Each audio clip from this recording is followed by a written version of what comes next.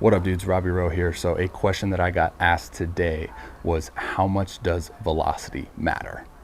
Okay, so just a little context to the question. This individual says that he's always struggled with the ability to throw hard, but that's also allowed him to focus more on other types of pitches and location, and he has a lot of success due to his ability to command the baseball and, to be able to change speeds and fool hitters and this and that. I'm not sure of the age nor the level of competition, but I want to answer this question in the sense of, what is your goal, right? So this question is answered simply by understanding that it varies per individual.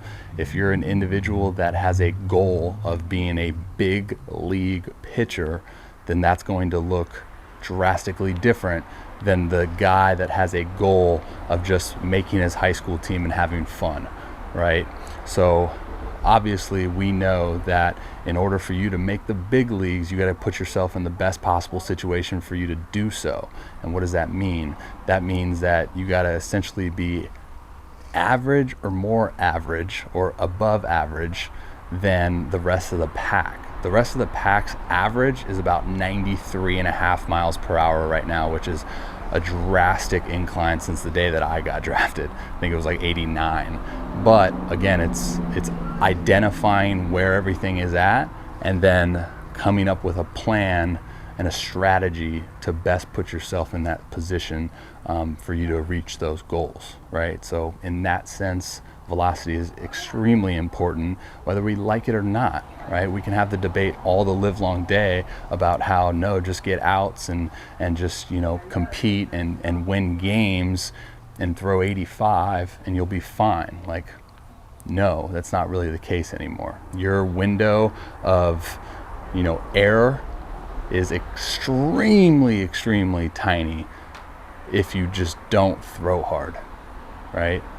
But your window of error, if you say you throw 95, is a lot bigger.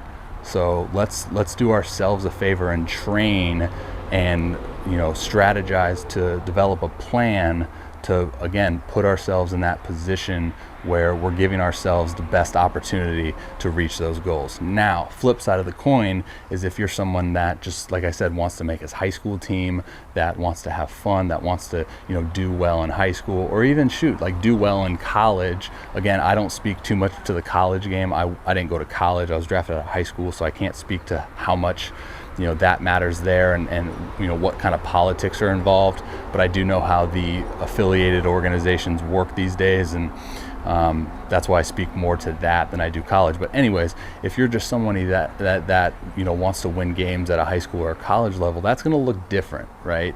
That's the guy that I would encourage, hey, maybe we don't have to develop a ton of velocity, right? We don't have to spend a ton of time on developing velocity. Maybe we can spend more time on throwing 6 different pitches and really putting emphasis on commanding the ball. And don't take that the wrong way. This is not to say that when we're developing velocity, we're not, we're just throwing it to the backstop and this and that. That's not the case. But I do believe that when you're fully developing throwing or high power output, there has to be a mental switch that you essentially turn off with commanding the baseball. Now, again, to the guy that just wants to dominate at his level, that's in high school or little league or whatever it is, yes, velocity is going to help you essentially dominate because of the simple physics of it, quicker reaction time, you get away with pitches.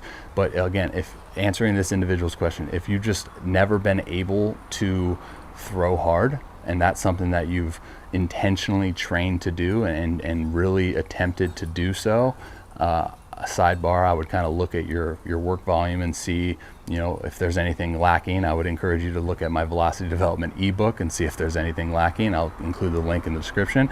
But if you're just someone that's tired of trying so hard and seeing terrible results with velocity, then yeah, then it doesn't matter. Then we could really focus on getting outs. And what you could do is you can have a really good high school season, and then you can maybe go to a college, D1, D2, NAIA, junior college, and then you can dominate there because maybe you have 7 different pitches and a feel for all those pitches, and you can throw them behind in the count, and you can pitch backwards, and you're really, you're high baseball pitching IQ, and yeah, maybe those are things that we can develop along the way because we've already tried to develop velocity with you and it hadn't worked. So then maybe we can look at other areas. But again, just to echo the original thoughts, man, it always comes down to the goal of the individual.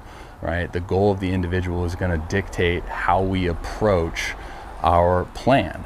And I'm a huge advocate on always developing and establishing a plan first and foremost. That's going to allow you to, really take off in your development because it's going to force you, again, that intentionality, just being intentional with how you approach everything, right? Especially velocity. So, great question. I get asked that a lot, so I wanted to do a segment on that. But if you guys have any questions whatsoever, I'll include the contact me link in the description below. I will also include all of my links in the description below that you can get a hold of me, or you can check out my previous content. But as always, your boy Robbie Rowland, here to help any chance that I can. Much love, guys. Till next time.